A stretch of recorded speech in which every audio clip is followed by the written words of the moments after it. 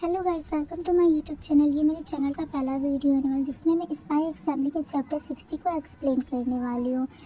Chapter की शुरुआत में सर्गेई ओज़ुकी को दिखाया जाता है। हैंडलर बताती हैं कि ये अर्थशास्त्र समिति में एक सदस्य के रूप में पूर्वी देशों की विदेश व्यापार नीतियों को तैयार करता है। सेना के कमिश्नर शरियत का पूर्व अधिकारी होने के नाते पश्चिम का घोर विरोधी है। यही व्यक्ति गैर कानूनी रूप से वेस्टालिस को स्ट्रॉबेरी के एक्सपोर्ट पर प्रतिबंध लगा रहा है, जिससे हमारे देश में स्ट्रॉबेरी की कमी हो रही है। परिणाम स्वरूप विदेश मंत्री ब्राउट उस समय भड़क उठे जब उनके जन्मदिन के केक पर स्ट्रॉबेरी नहीं था। इससे निश्चित रूप से एक गंभीर राजनीतिक संकट उत्पन्न होगा। इस बारे में तुम कुछ करो। ठीक है मैम। क्या तुम एक ऐसे व्यक्ति की तलाश कर रही हो जो किसी राज्य के मोहर की नकल कर सके? हाँ, अगर मुझे नकली निर्यात लाइसेंस मिल जाए तो बाकी का काम मैं खुद ही कर लूँगी। मुझे अभी तुरंत किसी का नाम तो याद नहीं आ रहा, लेकिन मैं एक ऐसे व्यक्ति को जानता हूँ जो तुम्हारी इसमें मदद कर सकता है। क्या वो व्यक्ति भरोसेमंद है? अरे इसकी चिंता मत करो, वो मेरे लिए ही काम करते हैं। आपका धन्यवाद। परेशानी के लिए खेद है। मैं तुम्हारी मदद किसी भी समय कर सकता हूँ अगर इसमें पूर्व और पश्चिम के बीच शांति शामिल है तो। यह अब मेरे भी मिशन का एक हिस्सा ही है। ठीक है। ओ डॉक्टर फॉर्जर, मैं आपसे उस अकादमिक सम्मेलन के बारे में बात करना चाहती थी। ओह, क्या कार्यक्रम की समय सारणी तय हो गए? ट्वाइलाइट, तुम कितने अद्भुत इंसान हो। मैं तुम्हारे लिए पूर्व और पश्चिम के बीच शांति स्थापित करूँगी। तो ये है ट्वाइलाइट के खुफिया एजेंट का ठिकाना। Press button for service. कितना बेहुदा सा ट्रैप है। तुम वाकई बहुत समझदार हो लेडी, और तुम ही असली एसिड फ्रैंकलिन हो, राइट? ओह, तो तुम मेरी फ़ैन हो। यहाँ ऑटोग्राफ के लिए शुभ दिन, या यूँ कहे तो शुभ संध्या। मेरे पास तुम्हारे लिए काम है। ओह, तो तुम उसकी दोस्त हो। मैं बेवजह इतना उत्साहित हो गया था। फ्रैंकी फ्रैंकलिन एक बेहद हास्यपद व्यक्ति के लिए बेहद हास्यपद नाम है। तो ये बस सीक्रेट स्टैंड पर मेरा छपा नाम है, तुम्हें पता है ना। लेकिन मैं काम पूरा कर लेता हूँ। कॉन्ग्रेचुलेशन, तुम ये सुंदर महिला विशेष छूट के लिए पात्र लग रही हो। स्पष्टतः मैंने गलत आदमी को पकड़ लिया। अरे मत जाओ, मैं इस बारे में गंभीर हूँ। कसम से तुम लोगों के पास सेंस ऑफ ह्यूमर नहीं है। यह तुम्हारी बस की बात नहीं है। इसके लिए आधिकारिक मोहर की आवश्यकता है। अरे जाली कागजात है ना। ठीक है, अब मुझे बता दो कि तुम्हें कब कैसे चाहिए। मैं अपने दोस्त से मंगवा दूंगा जो इस काम में माहिर है, पर मैं इसके लिए तुम्हें कोई पैसा नहीं देने वाली। ठीक है, तुम मुझे अपने दोस्त से मिलवाओ, मैं उससे खुद ही सौदा कर लूँगी। इसमें विश्वास कहाँ है? समय बर्बाद करने के लिए मेरे पास समय नहीं है। हम अभी तुम्हारे दोस्त से मिलना होगा। मंत्री जी के बेटे का जन्मदिन अब कुछ ही हफ्तों में आने वाला है, इसलिए अपना रवैया मत बदलो और जैसा मैं कहूँ वैसा करो। याद रखना, अगर तुमने सहयोग करने से इनकार किया तो मैं तुम्हें जेल भिजवा सकती हूँ। ठीक है, ये काफ़ी बेहुदा मजाक है। शायद तुमको ये याद रखना चाहिए कि मेरे बिना तुम कभी भी नकली नोट बनाने वालों से नहीं मिल पाओगे। अंडरवर्ल्ड में विश्वास ही सब कुछ है। ठीक है, तो मेरे साथ चलो। तुम बहुत रूड हो। मुझे कहाँ लेके जा रही हो? मुझे नकली नोट बनाने वाले से मिलवाओ। यह इस तरह का काम नहीं करता। मुझे बिल्कुल भी पता नहीं है कि वह कहाँ रहता है। फिर उसे फ़ोन करो। वह आखिरी गीत hearts of east and west कहलाता था, जो बर्लिन इन लव का थीम सॉन्ग था। ओह, चलो अब फ़ोन साइलेंट से हटाते। क्या? Kings Coffee? बहुत दिनों बाद। क्या ये वही जगह है? हाँ, बस अगर वो न आए तो मुझे दोष मत देना, ठीक है? जब मैं गुप्त पुलिस को उसकी पहचान का पता चला, वो मुश्किल से ही घर से बाहर निकलता है। अगर वह नहीं आता है तो हम सब उससे निपटेंगे।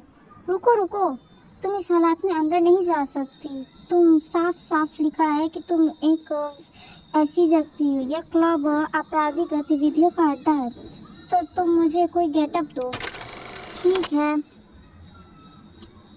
क्या तुम तैयार हो? मुझे पता नहीं है मेरी योजना, लेकिन मेरा दिल बहुत तेज़ी से चल रहा है। क्या यह एक डेट है? इसे डेट ही माना जाएगा। हाँ, मैं तैयार हूँ। मुझे नफ़रत है, नफ़रत है, नफ़रत है। अगर ट्वाइलाइट मुझे एक ऐसी जगह पे देख लेता है तो क्या होगा? मुझे नफ़रत है, नफ़रत है, नफ़रत है। वैसे अगर यह योजना सिर्फ तुम्हारी किसी घिनौनी कल्पना को पूरा करने के लिए है तो जैसे ही यह ख़त्म होगा मैं तुम्हें गोली मार दूँगी। ऐसा नहीं है, मैंने तुमसे कहा था यह क्लब मुख्य रूप से कपल्स के लिए है। तुम ही थी जिसने मुझसे तुम्हें यहाँ लाने की जिद की थी, तो अब यह बर्दाश्त करो। ठीक है, चलो शुरू करते हैं। कृपया रुकिए महोदय, इस क्लब में केवल आमंत्रण पर ही प्रवेश है। बॉब, ये मैं हूँ। क्या फ्रैंकी, तुम्हारे पास एक महिला का होना बिल्कुल चौंकाने वाली बात है। मुझे इसका विश्वास नहीं हो रहा। हाँ हाँ, मेरा एक बिल्कुल नया रूप देख रहे हो, है ना? ओह, बिल्कुल नहीं फ्रैंकी, तुम्हारी कोई पार्टनर है? हाँ हाँ, खैर मैं क्या ही कहूँ। अरे यार, ये क्या हो रहा है? सच में बिल्कुल नहीं, सकारात्मक रहो, तुम्हें भी पार्टनर मिल जाएगी। अरे पॉल, इधर और मेरे पार्टनर को देखो। अगर तुम ऐसा ही करते रहे तो मैं तुम्हें अभी गोली मार दूंगी, इस संदेह से भी कम रहेगा। मैं वास्तव में माफ़ी चाहता हूँ, मैं एक बार दिखावा करने की इच्छा रोक नहीं पाया। वो रहा, हमारा आदमी आ चुका है। अरे वाह, ये तो स्वयं डकविल ही है। काफ़ी समय हो गया। तो कारोबार कैसा चल रहा है? मेरे पास तुम्हारे लिए काम है। और तुम असल में हो कौन? पहले सौदा करो, बाकी बातें बात में। मैंने प्रस्ताव लिख दिया है, आपके पास 5 दिन है। मैंने कभी नहीं सोचा था कि किसी दोस्त के अनुरोध का जवाब देना समय की इतनी बड़ी बर्बादी साबित होगी। क्या? मैं अपने बहुत सारे क्लाइंट के साथ व्यस्त, तो मैं तुमसे बात नहीं कर सकता। अरे रहने दो, मत जाओ, मेरी बात सुनो। अगर तुम चाहते हो कि मैं तुम्हारी बात सुनूं तो तुम्हें बोलना भी अच्छा ही होगा। हाँ, वो दोनों व्यक्ति तुम्हारे पीछा कर रहे हैं। क्या वे तुम्हारे क्लाइंट हैं? लग तो ऐसे लग रहे हैं। फ्रैंकी, कहीं तुमने इन्हें पीछा करने को तो नहीं कहा? बिल्कुल नहीं। तुम मुझे किस तरह का बेवकूफ़ समझती हो? अब क्या करें? क्या आपको यकीन है कि तुम्हारे क्लाइंट नहीं है? हाँ, ऐसा ही होना चाहिए। इसलिए मैं हमेशा कहता हूँ कि तुमको अधिक सोच समझ कर चुनाव करना चाहिए। लालच तुमको मौत के घाट उतार ही देगा। अरे तुम तो बड़े बड़े हो फ्रैंकी, धिक्कार है। मैं उन्हें मुझे ले जाने नहीं दूंगा। अब इस साले अपने पैरों पर। वाह, इस महिला के डांस मूव तो लाजवाब है। क्या तुम पागल हो? अब तो तुम्हारी जान को खतरा है।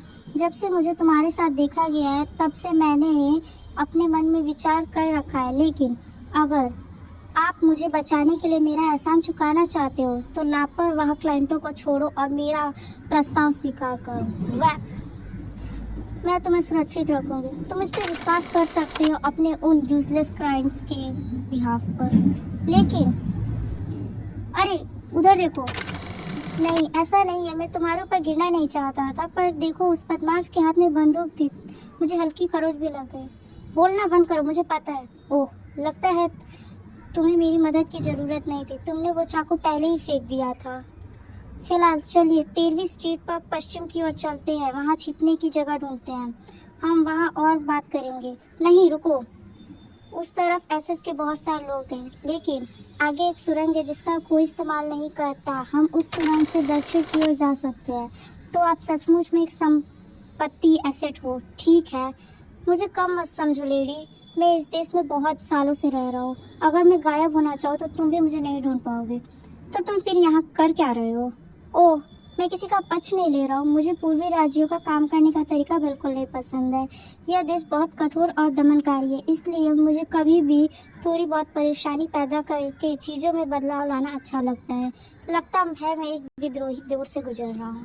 हाँ हाँ, महसूस करो। जान के बुरा लगा। तुम सच में बहुत बुरी हो। क्या तुम्हें कोई पसंद भी करता है? चुप रहो, नहीं तो मैं तुम्हें गोली मार दूंगी। मुझे डेली ओसाइटी की कॉपी चाहिए। कैसा चल रहा है चिड़चिड़ी लेडी? ओह, तुम्हें जो चाहिए वो मिल जाएगा, जानकर खुशी हो। वैसे मुझे तुमसे एक सवाल पूछना था, वो एसएस एजेंट तुम्हारे ही थे ना? तुम इतनी खूबसूरत होते हुए ऐसा घिनौना खेल खेलती हो। शांत रहो। वैसे तुम किसी परिचित कलाकार या जालसाजी का हुनर है? मुझे तिजोरी तोड़ने के लिए एक माहिर कारीगर की ज़रूरत है। ठीक है, तो मैं जल्दी तुमसे मिलूंगी। क्या तुम मजाक कर रही हो? अगर मैंने तुम्हारे साथ और काम किया तो मेरे सारे दोस्त खत्म हो जाएंगे, फिर कभी नहीं। आज के लिए बस इतना ही। अपना सपोर्ट दिखाते रहना। Okay, bye bye.